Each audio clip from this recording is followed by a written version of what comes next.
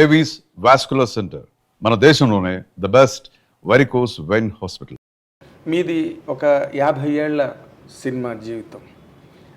మీరు సినిమా ఇండస్ట్రీలోకి ఎంటర్ అయినప్పుడు బేసిక్గా అందరూ అతిరథ మహారథులు ఉన్నారు సినిమా ఇండస్ట్రీలో. రామారావు, నాగేశ్వరరావు, కృష్ణ గారు, సోహన్ బాబు, కృష్ణరాజు గారు. మీ తర్వాత వచ్చిన తరం అనుకోండి చిరంజీవి గారు వాళ్ళు. బట్ మీరు ఎంటర్ అయ్యే టైంకి మాత్రం పులులు సింహాలు ఉన్నాయి పరిశ్రమలో. అసలు అలాంటి పరిశ్రమలో మీరు ఒక లేడి పిల్లగా ప్రయాణించి మీ గట్స్ ఏంటండి? అసలు సినిమా ఇండస్ట్రీలో నిలబడడానికి వచ్చారు.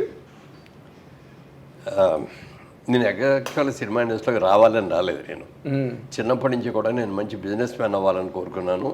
అందుకేనేమో చదువు ఇంటర్మీడియట్ తాపేయాల్సి వచ్చింది. నాకు వంట పట్ల చదువు అంటే చదివేవాడిని, చాలా కష్టపడి చదివేవాడిని. మార్కులు వచ్చాయి కాదు. పరీక్ష రాసే దగ్గరికి బాగా తెలిసింది కూడా మర్చిపోయేవాడిని. ఇది మనకు కుదరదులే అని చెప్పి ఇంటర్మీడియట్ తాపేసేసి. అంటే అప్పుడు మీ ఇంట్లో మీకు ఏ రకమైన వ్యతిరేకత రాలేదండి చదువుకోకుండా వ్యాపారంలో? లేదు లేదు లేదు. అంటే మా ఫాదర్కి నన్ను ఏదో ఇంజనీరింగ్ చేయాలని ఇట్లా ఏవో ఊహలు ఉండేవి. ఆయన అందుకని నేను ఇంటర్మీడియట్ రావగానే సీట్ల కోసం అని ఆయన రెడీ చేసి పెట్టు కూర్చున్నారు. మన ఆలోచన వేరుగా ఉంది కదా, అందుకని దాంట్లో ఇది అవ్వాల. ఫాదర్కి అప్పటికే బిజినెస్ ఉంది.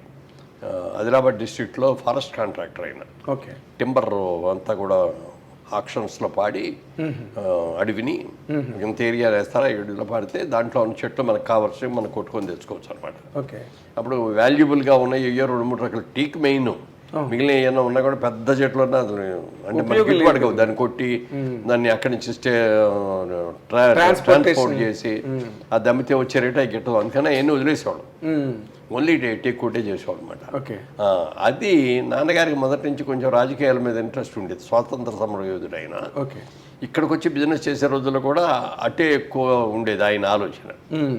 సో బిజినెస్ అంతా గుమస్తాల మీద వాళ్ళ మీద పడేసి ఉండేది అనమాట. నేను చూసి కొంచెం ఒక్కోసారి ఇబ్బంది పడేవాడిని, నేను ఇది సరిగ్గా చేయట్లేదు అని. అందుకని సమ్మర్ హాలిడేస్ రాగానే ఇమీడియట్గా నేను ఇక్కడికి వచ్చేసి ఆదిలాబాద్ డిస్ట్రిక్ట్కి వెళ్ళిపోయి సెలవులు అయ్యే వరకు కూడా అక్కడే ఉండి ఫారెస్ట్లో ఉండి వర్క్ చేయించి చాలా స్పీడ్గా చేయించేవాడిని. అదే నాన్నగారి ఫ్రెండ్స్ అందరూ కూడా అడిగి, ఏమండి మాధవరావు సాబ్ ఏంటిది అంత చిన్న కుర్రాన్ని తీసుకొచ్చి అడవుల్లో దిప్పుతున్నారంటే నేనేం చేయను వద్దానని చెప్పిన వాడు ఇంటలేదు. వాడికి ఇంట్రెస్ట్, అందుకే చేయని అన్న. సో ఎప్పుడైతే ఈ ఇంటర్మీడియట్ కూడా ఫెయిల్ అయింది అనుకున్న తర్వాత ఇది మనకి పట్టదులే, వెళ్ళిపోయింది నాన్నగారి బిజినెస్లోకి వెళ్ళిపోదామని ఫాదర్ బిజినెస్లోకి వెళ్ళాను. అట్లా ఒక 5-6 సంవత్సరాలు చేశాను ఆ బిజినెస్. చేసిన తర్వాత ఇంట్లో ఆడపిల్లలు పెళ్ళిళ్ళు అయిన తర్వాత ఏదైనా కానీ నేను బిజినెస్ ఇండివిజువల్గా చేద్దాం అనుకునే టైంకి డబ్బులు లేవు. వ్యాపారం చేద్దామంటే డబ్బులు లేదు, క్యాపిటల్ లేదు. ఉద్యోగం చేద్దామంటేనేమో డిగ్రీ లేదు. ఏం చేయాలి అనుకున్న టైంలో ఒక మంచి ఆఫర్ ఇచ్చారు మా చిన్నాన్నగారు ఒక ఆయన, గుత్తా మాణిక్యాలరావు గారు అని. ఆయనకి ఏలూరులో కిసాన్ ఇంజనీరింగ్ కంపెనీ అని చాలా పెద్ద షాప్ ఉండేది. Oil engines, electric motors, tractors ఇవన్నీ కూడా డీల్ చేసేవాడు ఆయన. నేను బెదవాడలో బ్రాంచ్ పెడదాం అనుకుంటున్నాను రా, నువ్వు వర్కింగ్ పార్ట్నర్గా చేస్తావా అన్నాడు. తప్పకుండా చేస్తానండి అన్న. నెలకు 100 రూపాయలు జీతం ఇస్తాను, 15 పైసలు లాభాల్లో వాటా ఇస్తాను అన్నాడు. ఆయన దాంట్లో ఇంకో పార్ట్నర్ కూడా అయ్యన్న గారని, వాళ్ళిద్దరూ ఉన్నారు. నన్ను వర్కింగ్ పార్ట్నర్గా చేసుకున్నాను. వెంటనే నేను ఓకే అన్నాను, జాయిన్ అయిపోయాను. బాగా కష్టపడి పనిచేశాను. మంచి ప్రాఫిట్స్ కూడా కంపెనీకి తీసుకొచ్చాం. ఓ స్టేజ్ అయిన తర్వాత 3 ఏళ్ళు అయిన తర్వాత మా చిన్నాన్నగారే పిలిచి ఒక రోజున అడిగారు, రే నాకు ఇది కూడా చేసుకోవటం నాకు కుదరట్లేదు, ఎవరో అడుగుతున్నారు షేర్ ఇచ్చేయమని. నేను వాళ్ళు ఎవరికైనా ఇచ్చే ముందు నీకు ఆఫర్ ఇవ్వాలి కదా, నీకు ఇస్తున్నాను ఆఫర్, నువ్వు తీసుకుంటావా అన్నాడు. నా దగ్గర డబ్బులు ఉంటే ముందే పెట్టుబడి పెట్టేవాడిని కదా, నా దగ్గర డబ్బులు లేవు కదా అన్న. అంత ఆలోచించుకో, మరి 1 వారం రోజులు టైం ఇస్తాను, నువ్వు ఏదైనా తీసుకోగలిగి ఫైనాన్స్ చేసుకోగలిగితే వచ్చాడు, నువ్వు కాదంటే మాత్రం వేరే వాళ్ళకి ఇచ్చేస్తాను అన్నాడు. ఇంటికెళ్ళి కూర్చొని ఆలోచిస్తున్నా ఏం చేయాలని. మావిడికి కనిపెట్టి మ్యారేజ్ అయిపోయింది. విజయవాడ బిజినెస్ చేస్తున్న రోజుల్లోనే మ్యారేజ్ అయిపోయింది. అంటే 63లో బిజినెస్ మొదలు పెట్టాం, 65లో మ్యారేజ్ అయింది.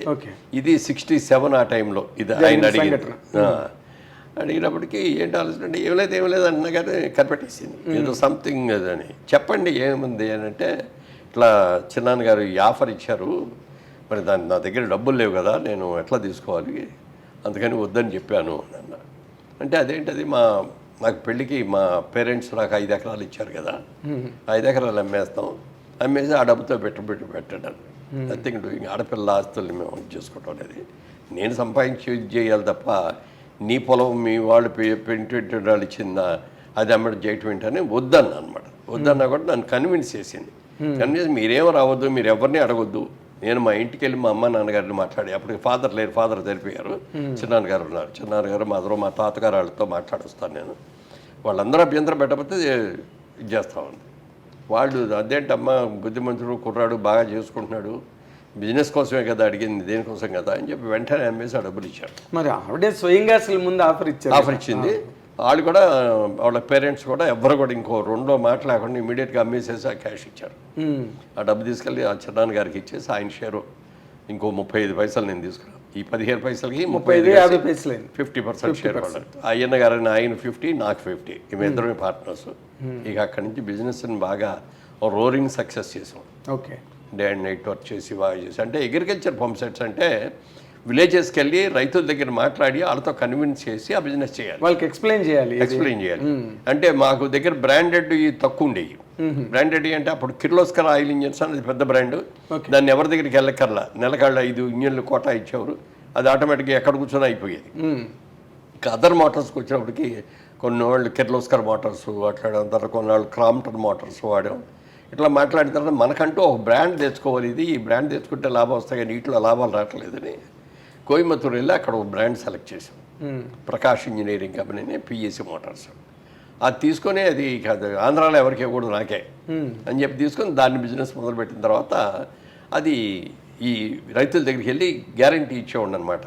ఇది కొత్త బ్రాండు, బ్రహ్మాండంగా ఉంటుంది, చాలా బాగా చేస్తారు, నేను మీకు ఏదైనా ప్రాబ్లం వస్తే ఇమ్మీడియట్గా ఆ మోటార్ తీసేసుకొని కొత్త మోటార్ ఇచ్చేసి మీ వర్క్ చేసిన తర్వాత మళ్ళీ మారుస్తాను కావాలంటే. ఓకే, గ్యారంటీ ఇచ్చాను.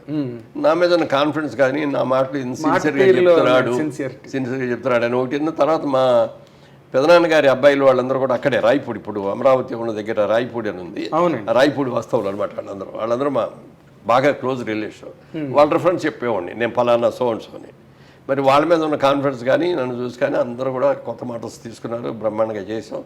మార్కెటింగ్ స్ట్రాటజీ నమ్మకం కలిగి మనం చెప్పిన మాటని మనం నిలబెట్టుకోవాలి. అలాగే ఏ రోజున ఎక్కడన్నా ఏదైనా ప్రాబ్లం వచ్చినా ఇమీడియట్గా చేంజ్ చేయించేవాడిని. కంపెనీ వాళ్ళతో మాట్లాడి నాకు స్పేర్ 4 మోటార్లు ఇవ్వండి, ఎక్కడికైనా స్టాండ్ బై కావాలంటే ఇది తీసుకెళ్ళి అక్కడ పెట్టేసి అది రిపేర్ చేసిన తర్వాత లేకపోతే రీప్లేస్ చేసిన తర్వాత మళ్ళీ పెట్టుకుంటామని వాళ్ళు కూడా యాక్సెప్ట్ చేశారు. ఆ విధంగా చేసుకుంటూ వెళ్ళాం.